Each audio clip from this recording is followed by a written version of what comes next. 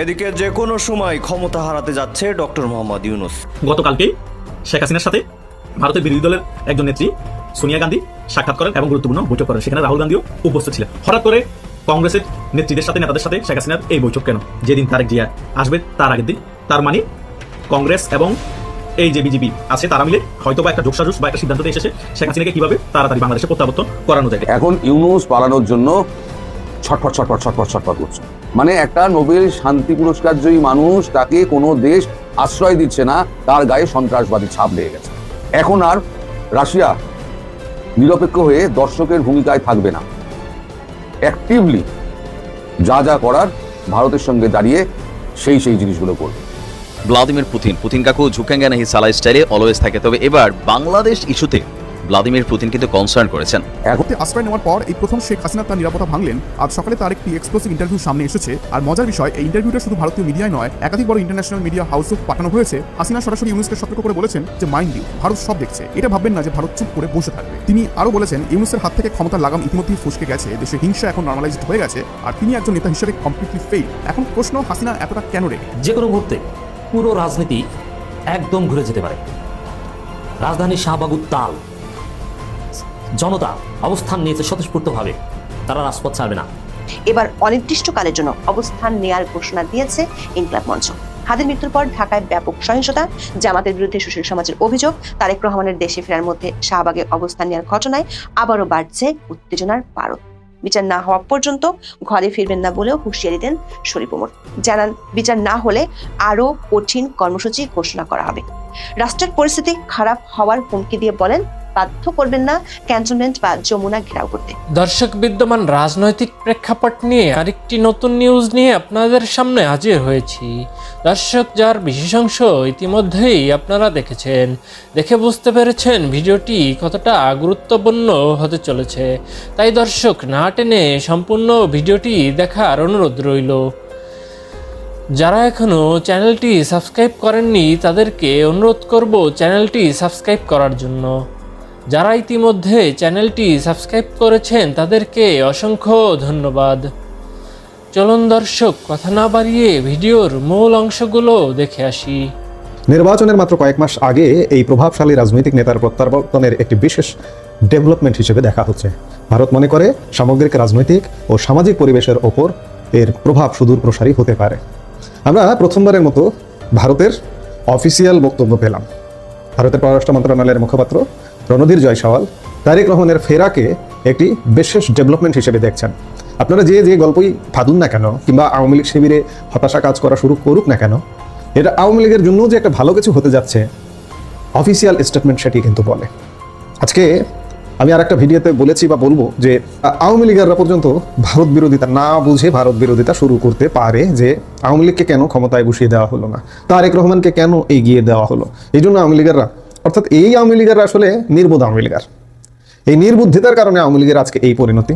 এই নির্বোধরা একদম তৃণমূলের ছোট্ট একটা কর্মী যেমন আছে, অনেক সেন্ট্রাল লিডারও আছে। এই নির্বোধ অ্যাটিটিউড থেকে, নির্বুদ্ধিতা থেকে বেরিয়ে আসতে হবে, এছাড়া মুক্তি নেই। তারেক রহমান এসছেন বাংলাদেশের রাজনীতি একটা ভিন্ন জায়গায় যাবার জন্য এসছেন। তারেক রহমান যদি না আসতেন তাহলে যে বাংলাদেশটা হতো, জঙ্গি গোষ্ঠী দখল করে ফেলতো, সেই বাংলাদেশটাকে আপনাদের ভালো লাগতো? নিশ্চয়ই ভালো লাগতো না। যেদিকে যাবেন সেটাই আপনার অপছন্দ হবে। কিছু মানুষ সবসময় থাকে। যাই হোক, এটি খুবই ইতিবাচক, আমরা ইতিবাচকভাবে দেখেছি, ভারতও ইতিবাচকভাবে দেখছে। মুখপাত্র রণধীর জয়সওয়াল পুনরায় জোর দিয়ে বললেন যে ভারত সবসময় বাংলাদেশের গণতান্ত্রিক প্রক্রিয়ার পক্ষে, ভারত বাংলাদেশের জনগণের সঙ্গে সম্পর্ক সুদৃঢ় করতে বদ্ধপরিকর, আমরা সেখানে শান্তি ও স্থিতিশীলতা চাই। শুরু থেকেই আমরা বাংলাদেশে একটি অবাধ, সুষ্ঠু, অন্তর্ভুক্তিমূলক এবং অংশগ্রহণমূলক নির্বাচনের আহ্বান জানিয়ে আসছি। আবারও গতকালকের বিবৃতিতেও কিন্তু রণধীর জয়সওয়াল বলেছেন অন্তর্ভুক্তিমূলক নির্বাচনের কথা। সেখান থেকে কিন্তু তারা বের হচ্ছেন না। অন্তর্ভুক্তিমূলক মানে আওয়ামী লীগের অংশগ্রহণ, 14 দলের অংশগ্রহণ, আওয়ামী লীগের শরিক দলগুলোর অংশগ্রহণের কথা কিন্তু বারবার বলে আসছেন। তারেক রহমানের প্রত্যাবর্তন ও নির্বাচনী আলোচনার সমান্তরালে বাংলাদেশে হিন্দুদের ওপর চলমান হামলা ও হত্যাকাণ্ডের তীব্র নিন্দা জানিয়েছে ভারত।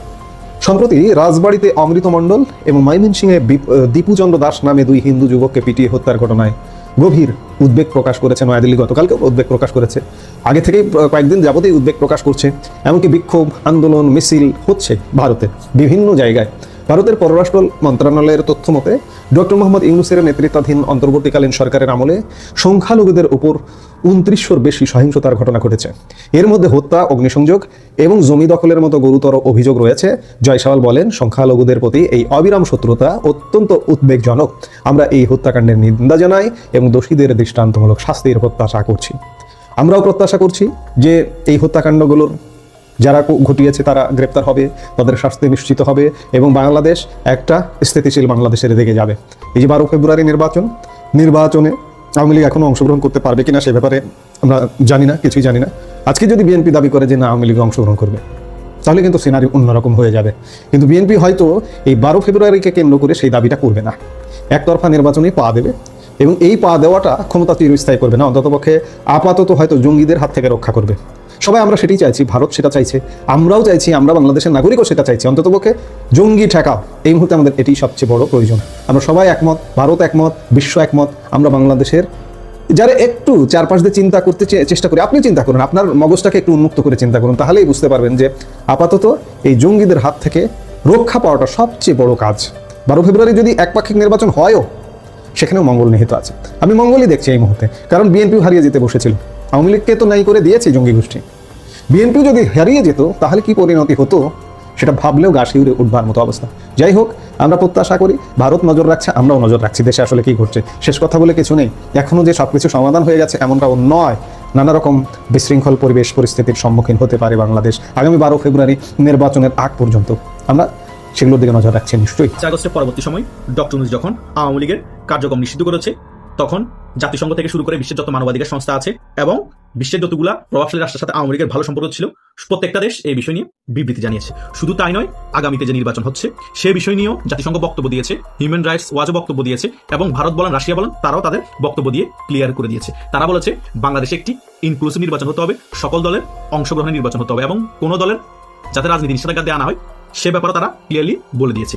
এত কিছু হওয়ার পরও ডক্টর সরকার আওয়ামী লীগের উপর যে কার্যক্রম নিষেধাজ্ঞা দিয়েছে সেটা এখনো তুলে নাই এবং আওয়ামী লীগ যে নির্বাচন অংশগ্রহণ করতে পারবে সে ব্যাপারেও কিছু বলে নাই। এই গত 2-3 দিন আগে মার্কিন কংগ্রেসের 5 জন আইন প্রণেতাও কিন্তু এই ব্যাপার নিয়ে চিঠি দিয়েছে। কি বলেছে তারা বাংলাদেশে কোনো রাজনৈতিক দলের নিষেধাজ্ঞা থাকুক সেটা চায় না, বা কোনো দল রাজনৈতিকভাবে নিষেধ হয়ে যাক সেটা তারা চায় না। তারাও একটি ইনক্লুসিভ নির্বাচন চায়, সকল দলের অংশগ্রহণ। তারা নিয়ে বুঝাতে চেয়েছে আওয়ামী লীগের অংশগ্রহণ প্রয়োজন ইনক্লুসিভ নির্বাচনের জন্য এবং আওয়ামী লীগের উপর যে নিষেধাজ্ঞা দেওয়া হয়েছে সেটা তুলে নেওয়া হোক।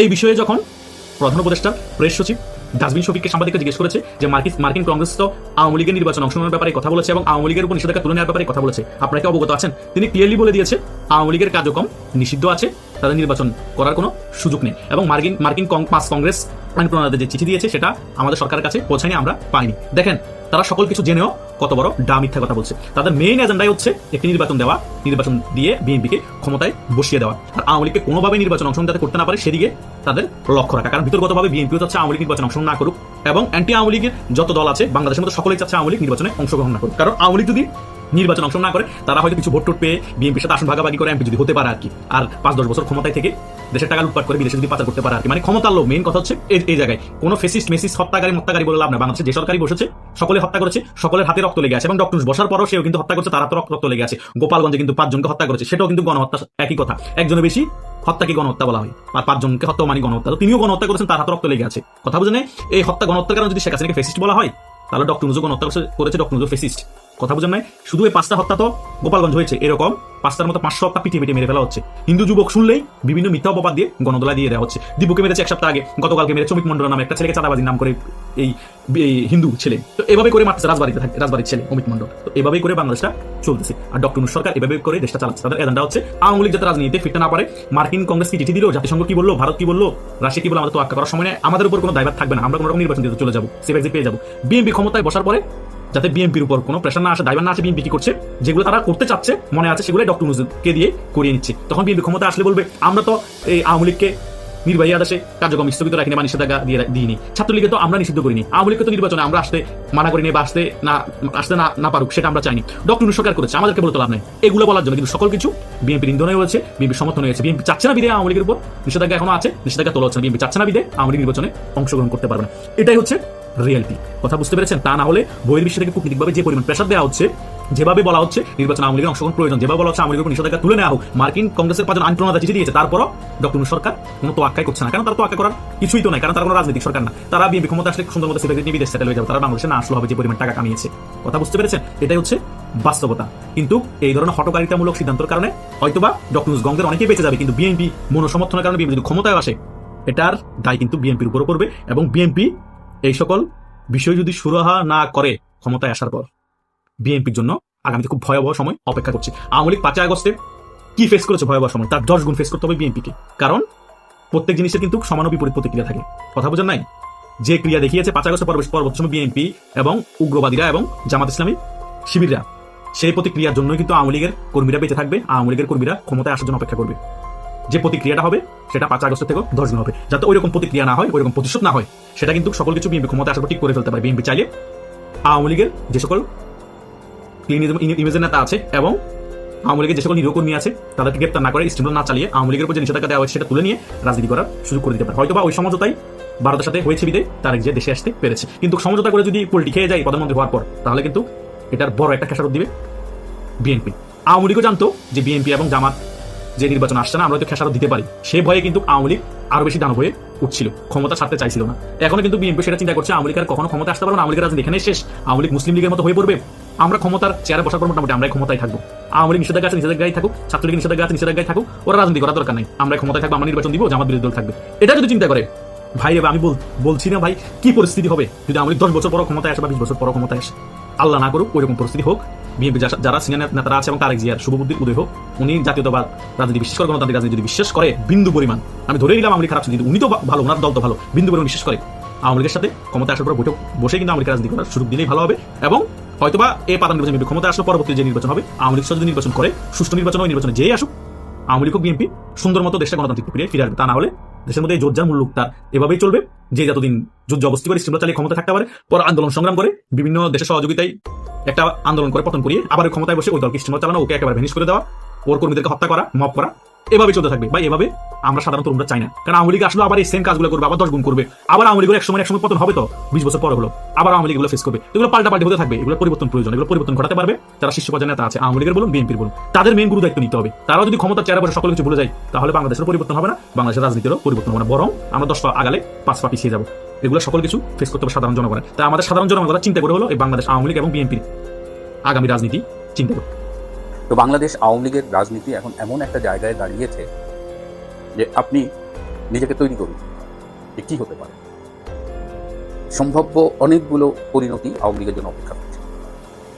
এবার একটু পেছনে ফিরে আসি। এই যে গত বছরের 5ই আগস্ট যে রেজিম চেঞ্জটা হলো, যে জঙ্গি অভ্যুত্থানটা হলো, এবং যার ফলে আওয়ামী লীগ একটা নাজুক পরিস্থিতির মধ্যে পড়ে গেল, জননেত্রী শেখ হাসিনাকে দেশ ছাড়তে হলো, সেই দিনটার আওয়ামী লীগের কথা একটু চিন্তা করে দেখেন। সেদিন অনেকেই বিশ্বাস করে যে আওয়ামী লীগের রাজনীতি শেষ হয়ে গেল, আর আওয়ামী লীগের পক্ষে ফিরে আসা সম্ভব নয়। এবং সেই দিন যদি কেউ আওয়ামী লীগের রেটিং করত, বাংলাদেশের মানুষের কাছে আওয়ামী লীগের গ্রহণযোগ্যতা, তাহলে সেটা অবশ্যই অনেক কম। আজকে যদি আপনি বাংলাদেশ আওয়ামী লীগের অবস্থানটা দেখেন, 17 মাসের মাথায়, একথা আমি আরও আগে বলি, আজকে কি গত বছরের 5ই আগস্টের মতো নাজুক অবস্থায় আওয়ামী লীগ আছে? আজকে বাংলাদেশের সংখ্যাগরিষ্ঠ মানুষ কি গত বছরের 5ই আগস্টের মতো আওয়ামী লীগকে ভাবছে? নাকি আজকে তারা গত 17 মাসে বাংলাদেশের যে অবক্ষয় দেখেছে, অর্থনীতির যে ভঙ্গুর অবস্থা দেখেছে, আইন শৃঙ্খলা পরিস্থিতির যে অবস্থা দেখেছে, বিচার বিভাগ বলেন, গণমাধ্যমের স্বাধীনতা বলেন, কোথাও কোনো সুখবর নেই। এই যে সারা দেশ জুড়ে অরাজকতা, এই যে ইউনূস গঙ্গের চরম ব্যর্থতা, এই যে বিএনপি জামাতের রাজনৈতিক স্বরূপে আবির্ভূত হওয়া, এবং আমরা দেখলাম যে একটা রাজনৈতিক দল কতখানি খারাপ হইতে পারে। এই 17 মাসের বিএনপি না দেখলে আপনাদের যতই আমরা বলতাম আপনারা বিশ্বাস করতেন না। সুতরাং এই 17 মাসে আওয়ামী লীগ কি গেইন করেছে? এমন একটা ব্যবস্থা যে আপনি ব্যাংকে টাকা রেখেছেন এবং মাস শেষে অটোমেটিক সেখানে ইন্টারেস্ট যোগ হচ্ছে, আপনি কিন্তু কিছু করছেন না। তো আওয়ামী লীগ এখন কিছু করুক না করুক, গত 17 মাসে আওয়ামী লীগ কিন্তু অনেক কিছু অর্জন করেছে। সুতরাং এই যে প্রাপ্তিটুকু, এটা আপনি দেখবেন না। আমি জানি আমার নেতাকর্মীরা ভীষণ কষ্টে আছে, যারা বাংলাদেশে, যারা জেলে আছে, তারা মানবেতর জীবনযাপন করছে। জেলের এত খারাপ অবস্থা, ন্যূনতম কয়েদিদের অধিকার সেখানে পালন করা হচ্ছে না। জেল থেকে আমি নিয়মিত খবর পাই, আমাদের রাজবন্দীরা একাধিক মিথ্যে মামলার সাফার করতেছেন, জেলে কষ্ট করতেছেন। আবার একটা বড় অংশ যারা নিজেদের ঘর বাড়িতে থাকতে পারছে, অনেকের ব্যবসা প্রতিষ্ঠান উপার্জনের পথ বন্ধ হয়ে গেছে। এবং তৃণমূল যারা দল 15 বছরের বেশি ক্ষমতায় থাকাকালীন কোনো রকমের সুযোগ সুবিধা পায়নি বা উল্লেখযোগ্য সুবিধা পায়নি, তারাও চরমভাবে নির্যাতিত হচ্ছে, এইটা স্বীকার করি। এবং তাদের জন্য আমাদের সবার সহমর্মিতা, সহানুভূতি, সমবেদনা সবই আছে। আমরা সবাই যার যার অবস্থান থেকে তাদের জন্য চেষ্টা করছি, অন্তত আর কিছু না পারি ফেসবুকে একটু কথা বলছি, এই যে ইউটিউবে কথা বলছি। আমাদের সাথে গত 15 বছরের 6 মাস যেসব হাইব্রিডরা মিশেছিল, যারা মধু খেয়েছে, তারা ঝরে গেছে।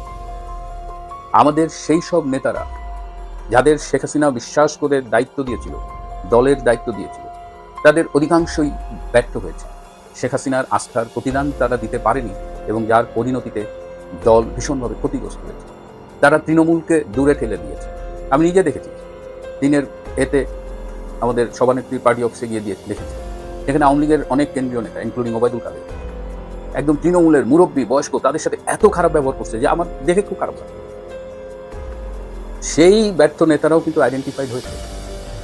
আজকে তারা তৃণমূলের সামনে সেইভাবে কথা বলতে পারে না। এবং নেত্রীও এগুলো দেখেন যে কোন নেতা কর্মীদের কাছে কতটুকু গ্রহণযোগ্য, কোন নেতাকে কর্মীরা পছন্দ করছে না, সব আমলনামা নেত্রী শেখ হাসিনার কাছে জমা আছে। সম্প্রতি দ্য ওয়াল, একটা অনলাইন নিউজ পোর্টাল, সেখানে নেত্রী শেখ হাসিনা একটা ইন্টারভিউ দিয়েছে। আপনাদের অনেকেই পড়েছেন, যারা পড়েননি এটা পড়ে দেখবেন। সেখানে নেত্রী দলের ভবিষ্যৎ নেতৃত্ব সম্পর্কে খুব স্পষ্ট করে বলে দিয়েছে তৃণমূল থেকে নেতৃত্ব বাছাই করা হবে, এবং যে কাজটি তিনি অলরেডি করে ফেলেছেন। বাংলাদেশের প্রতিটা জেলা উপজেলায় নেতৃত্ব কীরকম হবে সেটা তিনি অলরেডি সাজিয়ে রেখেছেন। তিনি ক্লিয়ারলি বলেছেন এমন নেতা চান যিনি প্রয়োজনে কৃষকের কাছে খেতে চলে যাবেন, আবার যিনি তরুণ প্রজন্মের সাথে ডিজিটাল মিডিয়ায় যোগাযোগ করবেন, কথা বলবেন। অর্থাৎ আমাদের সেই সব নেতা, ওষুধের গায়ে যেমন লেখা থাকে না এক্সপায়ারি ডেট, আমাদের আওয়ামী লীগের অনেক কেন্দ্রীয় নেতার আসলে ওই এক্সপায়ারি ডেট পার হয়ে গেছে। নেত্রী ডিজিটাল বাংলাদেশ করেছে, কিন্তু আমাদের কয়জন কেন্দ্রীয় নেতা সেই ডিজিটাল প্ল্যাটফর্মটা ব্যবহার করে রাজনীতির কাজে লাগিয়েছে। আমাদের সাধারণ সম্পাদক ওবায়দুল কাদের একটা ফেসবুক ছিল, সেই ফেসবুকে প্রতিদিন তার স্যুট টাইয়ের ছবি দেখতাম আমরা। কোনোদিন রাজনীতির কোনো কিছু দেখেছি বলে আবার মনে পড়ে। একটা কোটেশন দিতেন লিটারেচার থেকে। এই লিডারশিপ গণ অনেকেই আমাকে অনেকদিন ধরেই জিজ্ঞেস করছিলেন, এটা আমাদের একটা কমন প্রশ্ন ছিল যে ভাই দলের অনুকূল সময় আসলে, দল ক্ষমতায় ফিরে আসলে ওই নেতৃত্ব কি আবার ফিরে আসবে? দ্য আনসার ইজ নো, আসবে না। যোগ্যতা প্রমাণ করেই আগামীতে দলের নেতৃত্বে আসতে হবে। নেত্রী ক্লিয়ারলি বলেছেন ইভেন তার সন্তান জয় কিংবা পুতুলও যদি রাজনীতির নেতৃত্বে আসে তাদের যোগ্যতা প্রমাণ করে আসতে হবে। সুতরাং একটা জিনিস আমি খেয়াল করেছি, এটা 1/11 2007 সালের সময় তখনও দেখি যে কোনো প্রতিকূল পরিস্থিতিতে শেখ হাসিনা কিন্তু অ্যানালিসিস করে এবং সেই পরিস্থিতি থেকে তিনি শিক্ষা গ্রহণ করেন, তিনি সেই অনুযায়ী তার ভবিষ্যৎ স্ট্র্যাটেজি করেন। এই যে গত 17 মাস দলের প্রতিকূল সময় তিনি কিন্তু বসে নেই, তিনি কাজ করছেন। কিন্তু এই সংগ্রামে কেন্দ্রীয় নেতৃবৃন্দের কাছ থেকে তার যে সমর্থন পাওয়ার কথা ছিল, যে কোনো কারণেই হোক সেটা সেভাবে কাজ করছে না, সেই টিমওয়ার্কটা নাই। সংকটে নেতৃত্বের যোগ্যতা প্রমাণিত হয়। দুঃখজনক হলেও সত্য যে বেশ একটা লম্বা সময় ধরে আওয়ামী লীগের নেতৃত্বে যোগ্য মানুষগুলো স্থান পাচ্ছিল না, সেটা দেশে বলে কিংবা বিদেশে বলে। আজকে তো এটা প্রমাণ হয়েছে যে এই সময় বিদেশেও আওয়ামী লীগের পক্ষে যারা কাজ করছে তাদের কারা কারা কতটা ইফেক্টিভলি কাজ করছে আর তারা করছে না। এবং আমি খুব অবাক হয়ে দেখছি যে দলের পোস্ট নাই কিংবা থাকলেও সামান্য পোস্ট, এরকম ইয়াং ছেলে মেয়ে এত ইনোভেটিভ আইডিয়া নিয়ে গ্লোবালি কাজ করছে। যে লন্ডনে একটা ছেলে আছে তহিদ, ফয়েজ খান তহিদ, আমি ওই ছেলেটাকে বাংলাদেশ থেকে চিনি অনেক আগে। এই ছেলেটা একটা টিম করেছে বিশ্বের অনেক দেশ থেকে, ইয়াং, অধিকাংশ ইয়াং, আমাদের মতো বুড়া টুড়া কয়েকজন। এবং সে দেখলাম একদম ব্রিটেনের রাজার থেকে শুরু করে সবখানে প্রায় চিঠি লিখেছে এবং অধিকাংশ চিঠির উত্তর এসেছে এবং তারা ডকুমেন্ট করতেছে। এই যে 5ই আগস্টের পর থেকে ইউনুস বাহিনী তার জঙ্গি বাহিনী দিয়ে সারা দেশে যে অন্যায় অবিচার করেছে সব কিছু ইংরেজিতে ডকুমেন্ট করা আছে। আর এখন টেকনোলজি এত ডেভেলপ যে আপনার অনেক বেশি কাজ করতে হবে না, just you need the idea, you need to know how to do it. এই কাজগুলো হচ্ছে। একটা নতুন জেনারেশন এই প্রতিকূলতার মধ্য দিয়ে উঠে আসছে এবং ব্যর্থ জেনারেশন, ধান্দাবাদ জেনারেশন, এরা কিন্তু অটোমেটিক ঝরে যাচ্ছে। সুতরাং এই অবস্থায় আওয়ামী লীগ কি শেষ হয়ে যাবে কিনা এই প্রশ্নটি অবান্তর। প্লিজ এভাবে ভাববেন না। কষ্ট রাজনীতির অংশ, সাফারিংস রাজনীতির অংশ। আপনি হয়তো বলবেন যে মিয়া বড় কথা বলেন, বিদেশে নিশ্চিত আছে, 40 বছর ধরে তো এই রাজনীতির সাথে আছে। হয়তো আজকে শারীরিকভাবে একটা নিরাপদ দূরত্বে আছে, কিন্তু মানসিকভাবে তো সংকটের ভেতরে আমরাও আছি। আমার বাবা মারা গেছে, আমি তার কবরটা জিয়ারত করতে যেতে পারি, মৃত্যুর সময় ছিলাম না, পরে যাব, 28শে জুলাই টিকিট কেটেছিলাম, যেতে পারি। I have accepted the reality. আমার নেতৃত্ব এক রাতে তার ভাই, মা, বাবা সব কতজন আত্মীয় হারিয়েছে, এবং তিনি তার কত বছর পরে দেশে ফিরেছেন। This is the reality. রাজনীতি মানেই ক্ষমতা, রাজনীতি মানেই আরাম আয়েশ, তা নয়। আমি কিন্তু একদিক দিয়ে একজন তৃণমূলের কর্মী ছিলাম, সেই হিসেবে আমি কিন্তু বর্তমান বিষয়টা একজন রাজনৈতিক কর্মী হিসেবে। মঞ্চে নেতাকর্মী সহ ওসমান হাদির সমর্থকেরা 26শে ডিসেম্বর জুমার নামাজের পর ঢাকা বিশ্ববিদ্যালয়ের কেন্দ্রীয় মসজিদ থেকে বিক্ষোভ মিছিল নিয়ে শাহবাগে এসে অবস্থান নেন। এরপরে বন্ধ হয়ে যায় যান চলাচল। এর আগে সকালে ইনকলাব মঞ্চের ভেরিফাইড ফেসবুক পেজ থেকে ওসমান হাদির রুহের মাগফিরাত কামনা ও খুনিদের বিচারের দাবিতে বাদ জুমা দেশব্যাপী দোয়া মোনাজাত ও বিক্ষোভ মিছিলের আহ্বান জানানো হয়। ইনকলাব মঞ্চের নেতাকর্মীরা শাহবাগে অবস্থান নিয়ে হাদির হত্যার বিচার দাবিতে নানা স্লোগান দিতে দেখা যায়। হত্যাকাণ্ডের দ্রুত ও দৃষ্টান্তমূলক বিচার নিশ্চিত না হওয়া পর্যন্ত আন্দোলন অব্যাহত রাখার ঘোষণা দেওয়া হয়। মঞ্চের সদস্য সচিব আব্দুল্লাহ আল জাবের সন্ধ্যার দিকে জানান, শাহবাগে অবরোধ চলবে। কর্মসূচিতে যোগ দেওয়ার জন্য সারা দেশ থেকে জনতা ঢাকায় আসছে। ইনকলাব মঞ্চের নেতা ডাকসুল মুক্তিযুদ্ধ ও আন্দোলন বিষয়ক সম্পাদক ফাতিমা তাসনিম জুমা বিজিনেসকে বলেন, তারা সারা রাত অবস্থান করবেন, তবে শীত বেড়ে গেলে সিদ্ধান্তে পরিবর্তন হতে পারে। অবরোধ কর্মসূচিতে ওসমান হাদির ভাই শরীফ ওমর বিন হাদি অন্তর্বর্তী সরকারের বিরুদ্ধে গুরুতর অভিযোগ তোলেন। বলেন, সরকারের অবস্থা থেকে বোঝা যায় বিচার নিয়ে তাদের কোনো আগ্রহ নেই। বিচার না হওয়া পর্যন্ত ঘরে ফিরবেন না বলেও হুঁশিয়ারি দেন শরীফ ওমর। জানান, বিচার না হলে আরো কঠিন কর্মসূচি ঘোষণা করা হবে। রাষ্ট্রের পরিস্থিতি খারাপ হওয়ার হুমকি দিয়ে বলেন, বাধ্য করবেন না ক্যান্টনমেন্ট বা যমুনা ঘেরাও করতে। দর্শক, ওসমান হাদির মৃত্যুর পর থেকে হত্যাকারীদের গ্রেপ্তার এবং বিচারের দাবিতে নতুন আন্দোলনের নামে ইনকলাব মঞ্চ। হাদির দাফনের পর 20 ডিসেম্বরও শাহবাগের অবস্থান কর্মসূচি পালিত হয়। তবে সেই কর্মসূচি শেষ হয়েছিল 24 ঘন্টার আলটিমেটাম দিয়ে। সেদিন জানাজায় দেওয়া বক্তব্যে ইনকলাব মঞ্চের সদস্য সচিব আব্দুল আল জাবের সরকারের উদ্দেশ্যে প্রশ্ন করেন, ওসমান হাদির হত্যাকারীদের ধরতে তারা কি করেছে। পরে শাহবাগের কর্মসূচিতে বলা হয়, স্বরাষ্ট্র উপদেষ্টাকে খুনিদের গ্রেপ্তারে অগ্রগতি 24 ঘন্টার মধ্যে সবার সামনে এসে জানাতে হবে। তা না হলে স্বরাষ্ট্র উপদেষ্টা জাহাঙ্গীর আলম চৌধুরী এবং প্রধান উপদেষ্টার বিশেষ সহকারী খোদাবক্স চৌধুরীকে পদত্যাগ করতে হবে। তবে বাস্তবে তখন তা ঘটেনি। পরদিন আলটিমেটাম শেষ হওয়ার কিছুক্ষণ আগে সচিবালয় স্বরাষ্ট্র মন্ত্রণালয়ে সংবাদ সম্মেলন ডাকা হলেও তাতে ছিলেন না স্বরাষ্ট্র উপদেষ্টা। এমনকি স্বরাষ্ট্র সচিব নাসিমুল গনিও ছিলেন অনুপস্থিত। সাংবাদিকদের সামনে কথা বলেন অতিরিক্ত আইজিপি রফিকুল ইসলাম। জানানো হয়, হাদি হত্যা মামলার প্রধান আসামি ফয়সাল করিম মাসুদের শেষ অবস্থান কোথায় সে বিষয়ে কোনো তথ্য আইন শৃঙ্খলা রক্ষাকারী বাহিনীর কাছে নেই। ফয়সাল বাংলাদেশের সীমান্ত পার হয়ে গেছেন কিনা নাকি দেশে আছেন সে বিষয়ে সুনির্দিষ্ট তথ্য নেই। সংবাদ সম্মেলনে স্বরাষ্ট্র উপদেষ্টার অনুপস্থিতির মাঝে তার পদত্যাগের গুঞ্জন ছড়িয়ে পড়ে। তবে এরপর দিন আইন শৃঙ্খলা সংক্রান্ত উপদেষ্টা পরিষদ কমিটির বৈঠকে তাকে দেখা যায়। উড়িয়ে দেন পদত্যাগের গুঞ্জন। হাদি হত্যার তদন্তে গুরুত্বপূর্ণ অগ্রগতি হওয়ার দাবি করলেও মূল অভিযুক্তরা কোথায় তা না জানার কথাও অবলীলায় স্বীকার করেন তিনি। বলেন, হাদির উপর হামলাকারী কোথায় আছে প্রকৃত অবস্থান যদি জানতে পারতেন তাহলে তো ধরেই ফেলতেন। অবশ্য পরে ড্যামেজ কন্ট্রোলের জন্য স্বরাষ্ট্র মন্ত্রণালয়ের দায়িত্বে থাকা প্রধান উপদেষ্টার বিশেষ সহকারী খোদাবক্স চৌধুরী পদত্যাগ করেন। তাতেও ওসমান হাদি হত্যাকাণ্ড নিয়ে শুরু থেকেই তৈরি হওয়া নানা অস্পষ্টতা এবং গুঞ্জন কাটেনি। দর্শক, নির্বাচনী প্রচার চালানোর সময় 22 ডিসেম্বর হাদি গুলিবিদ্ধ হন। ঘটনার পরপরই পুলিশ জানায় অভিযুক্তরা দ্রুত গ্রেপ্তার হবেন। DMP commissioner Sheikh Mohammad Sajjad Ali 13 December দাবি করেন তারা প্রাইম সাসপেক্টকে খুঁজছেন। হপফুলি শিগগিরই হিট করতে পারবেন। তবে সেই হিট 2 সপ্তাহেও করা যায়নি। দেশব্যাপী আলোড়নের মধ্যে সরকার সমর্থক সংবাদকর্মীরা ফেসবুকে সূত্রবিহীন নানান তথ্য ছড়ানোতে মেতে ওঠেন। ঘটনার কয়েক ঘন্টার মধ্যে সরকার সমর্থকদের একটি অংশ দাবি করেন প্রধান সন্দেহভাজন ফয়সাল করিম মাসুদ এবং তার মোটর বাইক চালক আলমগীর হোসেন সীমান্ত পাড়ি দিয়ে ভারতে চলে গেছেন। সীমান্ত পার হওয়ার সময় এমনকি ভারতে তাদের অবস্থানের তথ্য ছড়িয়ে দেওয়া হয়। তবে পুলিশের পক্ষ থেকে কখনোই এর সত্যতা নিশ্চিত করা হয়নি। হাদি গুলিবিদ্ধ হওয়ার কয়েক ঘন্টা না যেতেই এক উপদেষ্টা আওয়ামী লীগ এবং ভারতকে অভিযুক্ত করে ফেসবুকে পোস্ট দেন। বিষয়টি আরো জোরালো হয় পরদিন যমুনায় প্রধান উপদেষ্টার সঙ্গে মিত্র 3 দলের মৈত্রী বৈঠকের পর। নির্বাচনের তফসিল ঘোষণার পর সম্পূর্ণ ভিডিওটি দেখার জন্য আপনাকে ধন্যবাদ। দর্শক, আপনাদের গুরুত্বপূর্ণ মন্তব্য কমেন্ট সেকশনে দিতে ভুলবেন না। পাশাপাশি আমাদের চ্যানেলটি সাবস্ক্রাইব করে পাশে থাকা বেল আইকনটি বাজিয়ে দিন। নিত্য নতুন ভিডিও পেতে হট নিউজের পর্দায় চোখ রাখুন। ধন্যবাদ।